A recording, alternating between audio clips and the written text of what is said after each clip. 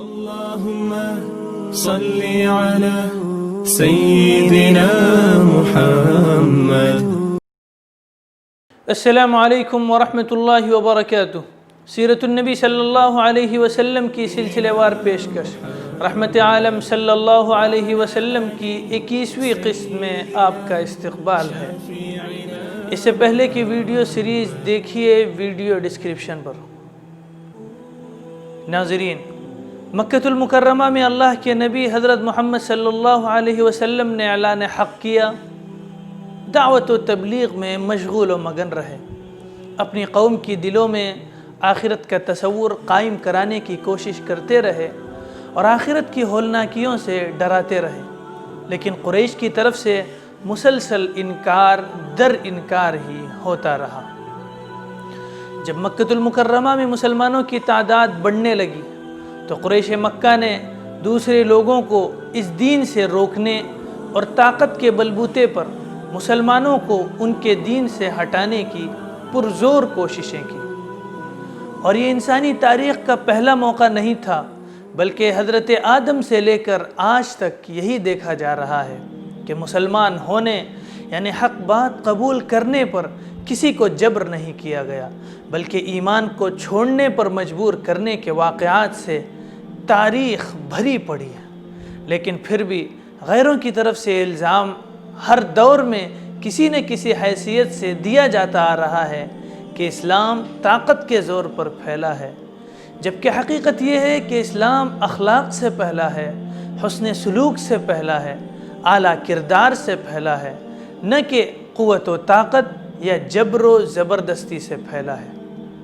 اس لیے کہ مکہ المکرمہ میں اللہ کے نبی صلی اللہ علیہ وسلم کے اعلان حق کے بعد رحمت عالم صلی اللہ علیہ وسلم اور مسلمانوں کو جو تکلیفیں پہنچائی گئی، جس طرح کی اذیتیں دی گئی، اس سے بات واضح ہو جاتی ہے کہ نئے اسلام لانے والوں کو دین حق چھوڑنے کے لیے کس کس طرح کی زور زبردستی کی گئی. الغرض مشرکین مکہ نے مسلمانوں پر طرح طرح کے مظالم اٹھائے. ان مظالم اور واقعات کو سننے سے رونگٹے کھڑے ہو جاتے ہیں اور بدن کا خون کھولنے لگتا ہے. آئیے آج کی اس سیریز میں مکے کی گلیوں پر ایک سرسری نظر کرتے ہیں کہ مسلمانوں پر دین حق کو چھوڑنے کے لیے کس کس طرح سے تکلیفیں دی گئیں. مجھے کہنا آسان، آپ کو سننا آسان. ان تکالیف کو اپنے اندر محسوس کر کے دیکھیے کہ بدن پر کس طرح کا لرزاں طاری ہوتا ہے. ناظرین، مکے کی تیز دھوپ اور ریت، اگر اس ریت پر انسان ننگے پاؤں چلے تو آگ پر چلنے سے کچھ کم نہیں ہوگا.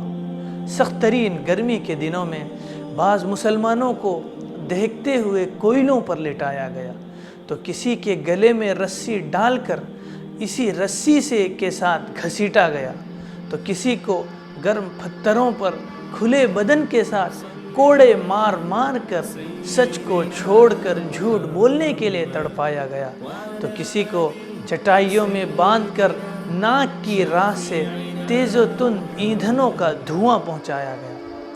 ہم اسی ضمن میں چند واقعات اور کچھ مظالم کی تفصیلات آپ کے سامنے رکھتے ہیں اور اس کو جاننے کی کوشش کرتے ہیں کہ کس کس نے کس کس طرح کے مظالم کیے. ہر قبیلے نے اپنے قبیلے کے ان اشخاص پر ظلم کیا جنہوں نے اسلام قبول کیا تھا. حضرت بلال حبشی رضی اللہ عنہ اسلام لا چکے تھے.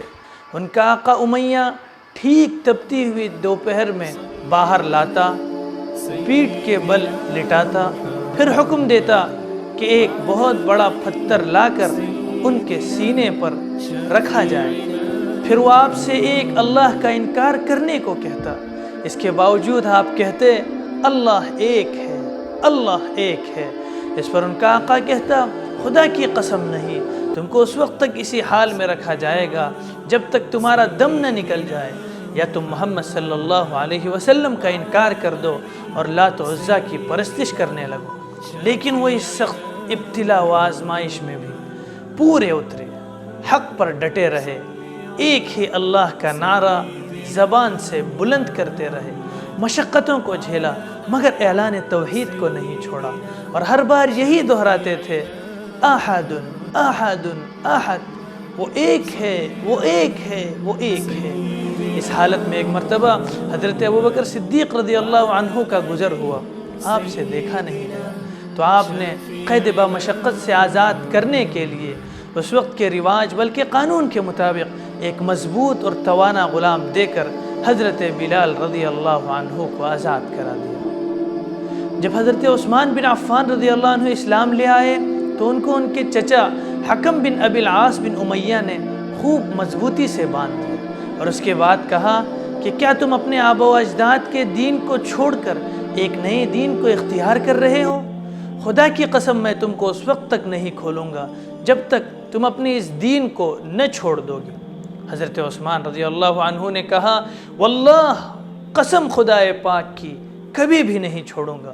جب حکم نے اپنے دین پر ان کی مضبوطی اور یقین کو دیکھا تو آپ کو آزاد کر دیا۔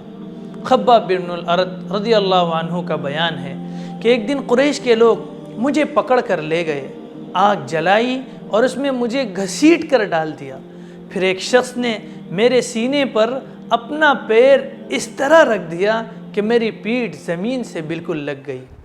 ایک خاندان کی غریب بے کس عورت کے سر پر انگارے رکھے گئے، اس کے سامنے اس کے شوہر کے سینے میں برچھا مارا گیا۔ یہ حضرت عمار رضی اللہ عنہ کے والد اور والدہ تھے۔ ان کی اس حالت کو دیکھ کر سرکار دو عالم رحمت عالم صلی اللہ علیہ وسلم کے ہونٹ ہلے اور یہ الفاظ نکلے، عمار کے گھر والوں، اللہ تم پر رحم فرمائے، تنگی کے بعد کچھ دور نہیں کہ اللہ فراخی پیدا کرے۔